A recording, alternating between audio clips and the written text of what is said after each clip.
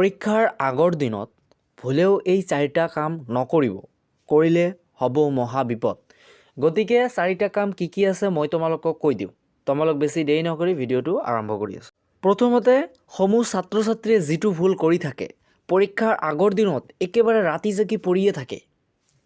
12টা, 1টা, 2টা, কোনো আছে একেবাৰে টোপনিয়ে নাযায়, গোটেই ৰাতি পঢ়ি থাকে।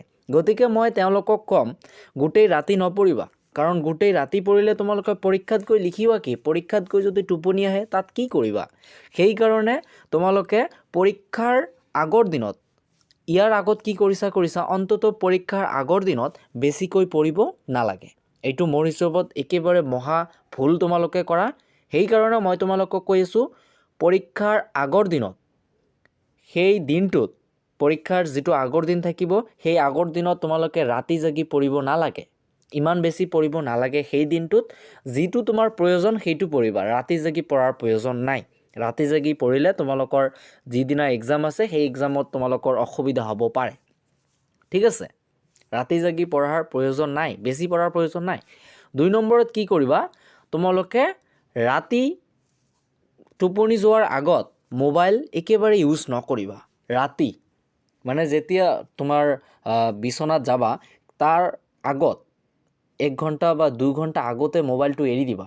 মোবাইলটোক আৰু যাতে বুলাব নালাগে, সেইকাৰণে মই তোমালোকক কৈ আছোঁ, মোবাইলটো একেবাৰে ইউজেই নকৰিবা পৰীক্ষাৰ আগৰ দিনৰ ৰাতিটোত।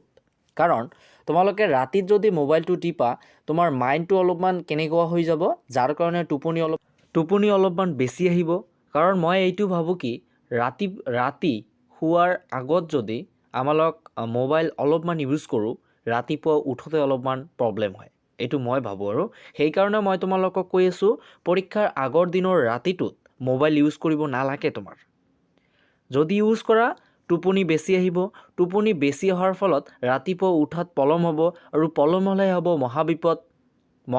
এইটো হ'ব, যদি এক্সাম দিবলৈ যাওঁতে অলপমান ক'ত বা পলম হ'ল, আৰু পলম হৈ গ'ল মানে কি, এক্সাম হলত তোমালোকে সোমাব নোৱাৰিবা, আৰু সোমাব নোৱাৰিবা মানে এক্সাম দিব নোৱাৰিবা।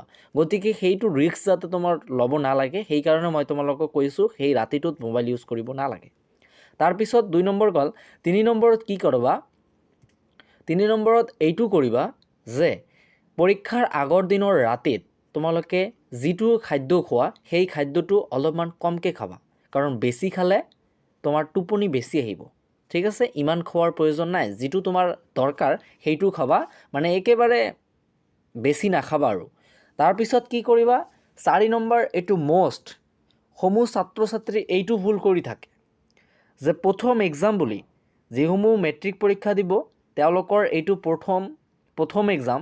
সেইকাৰণে তেওঁলোকে বহুত চিন্তা কৰি থাকে, ভয় খায় যে মেট্ৰিক পৰীক্ষানো কি, মেট্ৰিক পৰীক্ষাত কি হ'ব, কালি আমাৰ প্ৰথম এক্সাম আছে, আৰু বিভিন্ন কথা মনত পৰি একেবাৰে চিন্তা কৰিয়ে থাকে, ৰাতি ঘুমটোৱে চিন্তা দি পাহৰি যায়।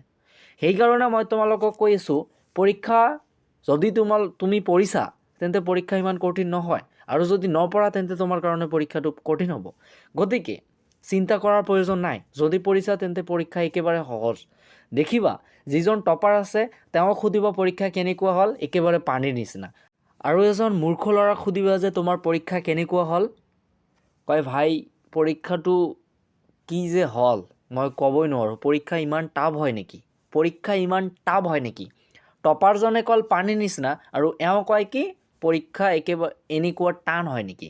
গতিকে সেইটো পৰীক্ষা কঠিন সহজ বুলি কাৰ ওপৰত ডিপেণ্ড কৰে, তোমাৰ নিজৰ ওপৰত ডিপেণ্ড কৰে কিমান দূৰ পঢ়িছা।